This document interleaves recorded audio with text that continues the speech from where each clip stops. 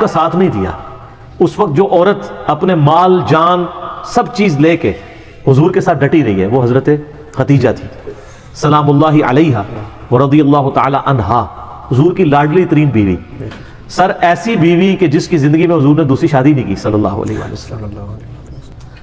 آپ صلی اللہ علیہ وآلہ وسلم کے عقد میں آلموسٹ 24 سال تک رہی ہیں حضرت خدیجہ.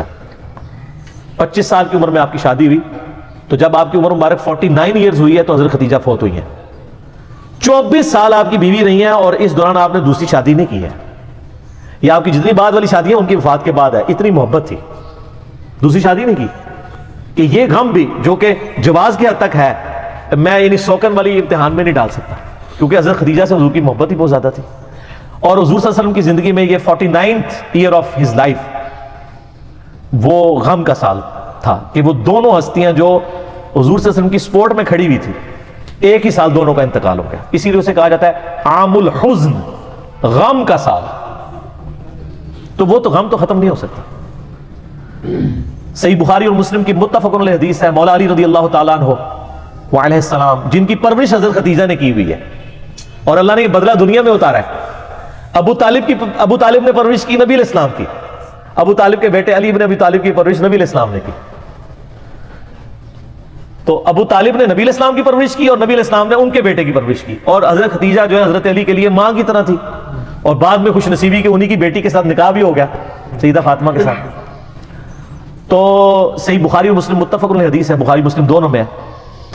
سیدنا علی کہتے ہیں کہ میں نے نبی علیہ السلام سے خود سنا تھا کہ اگلی امتوں میں سارے جہان والوں پر فضیلت اللہ نے دی تھی مریم بنت عمران کو, حضرت عیسیٰ کی والدہ کو, اور اس زمانے میں سب جہان والی عورتوں پر فضیلت دی ہے خدیجہ کو. حضرت خدیجہ والی فضیلت کسی بھی نبی علیہ السلام کی بیوی کو حاصل نہیں ہے. حتیٰ کہ سب سے لاڈلی بیوی سے ہی آپ سن لیں, بخاری مسلم دونوں میں آتا ہے, سیدہ عائشہ کہتی ہیں کہ میں حضور کی بیویوں میں سے کسی پہ اتنا حسد نہیں کرتی تھی, رشک اردو میں کہہ لیں, جتنا خدیجہ پہ. حالانکہ میں نے خدیجہ کو دیکھا نہیں ہوا, لیکن نبی صلی اللہ علیہ وسلم ان سے اتنی محبت کرتے تھے کہ ان کی وفات کے بعد بھی جب بھی کوئی جانور قربان کرتے تو حضرت خدیجہ کی سہیلیوں کو بھی گوشت گفٹ کے طور پہ بھیجا کرتے تھے. بعد میں حسن سلوک حضرت خدیجہ کی سہیلیوں کے ساتھ.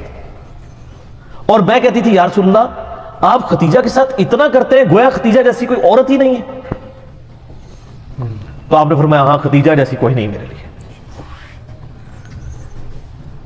اس نے مشکل وقت میں میرا ساتھ دیا, اور میری ساری اولاد بھی خدیجہ سے.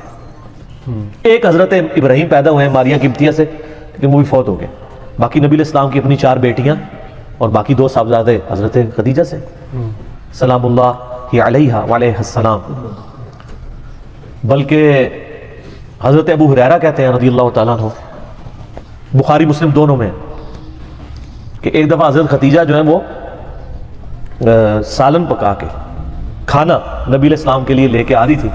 تو نبی علیہ السلام نے ہمیں خود یہ بات سنائی کہ اس وقت حضرت جبرائیل علیہ السلام میرے پاس آئے اور مجھے کہا کہ آپ کی بیوی جو ہے نا آپ کے لیے کھانا لے کے آ رہی ہے, اور اس بیوی سے آپ نے کہنا ہے کہ اللہ تعالیٰ اس پہ سلام بھیجتا ہے اور جبرائیل بھی سلام بھیجتا ہے. سر آپ امیجن کر سکتے ہیں کسی شخص کو یہ بتایا جائے کہ اللہ تعالیٰ نے آپ کی طرف سلام بھیجا ہے, آپ تو جناب بزرگوں کے سلام کے لیے ترس رہے ہوتے ہیں. تو حضرت خدیجہ جب وہ کھانا لے کے حضور کے سامنے رکھا تو آپ نے فرمایا کہ اللہ تعالیٰ نے تیرے لیے سلام بھجوایا اور جبرائیل علیہ السلام. یہ حدیث بخاری مسلم دونوں میں, اور وہ حدیث بڑی رکت انگیز ہے جی ابو داؤد کے اندر اور مسند احمد کے اندر, کہ نبی علیہ السلام کا ایک داماد جو اس وقت تک کافر تھا, غزوہ بدر کے موقع پر ابو العاص, وہ کافروں کی طرف سے لڑنے آیا ہوا تھا تو وہ جنگی قیدی بنا لیا گیا. اب ظاہر قیدی کے لیے تھا کہ فدیہ دے کے چھوڑا جائے گا, فدیے کے لیے مال دینا پڑتا تھا. اب اس کی جو بیوی ہے وہ سیدہ زینب نبی علیہ السلام کی بیٹی, جن کی آگے سے وہ بیٹی ہیں جو حضور کی نواسی ہیں, امامہ بنت ابی العاص, جن کے بارے میں صحیح بخاری میں آتا ہے کہ نبی علیہ السلام ان کو گود میں اٹھا کے نماز پڑھا کرتے تھے. جس طرح حسن و حسین تھے اس طرح وہ بھی تھی. امامہ, یہ لفظ ویسے لوگ امامہ پڑھتے ہیں, یہ الف کے اوپر یعنی حمزہ کے اوپر پیش ہے, امامہ بنت ابی العاص. تو سیدہ زینب نے اپنے گلے کا ہار یہ صحیح سند کے ساتھ ہے، ابو داؤد میں، مسند احمد میں، اپنے خامند کی رہائی کے لیے فدیے کے طور پہ حضور کو بھجوایا، کیونکہ ان کو پتا تھا کہ نبی علیہ السلام تو کوئی سفارش قبول نہیں کریں گے، انصاف تو سب کے لیے۔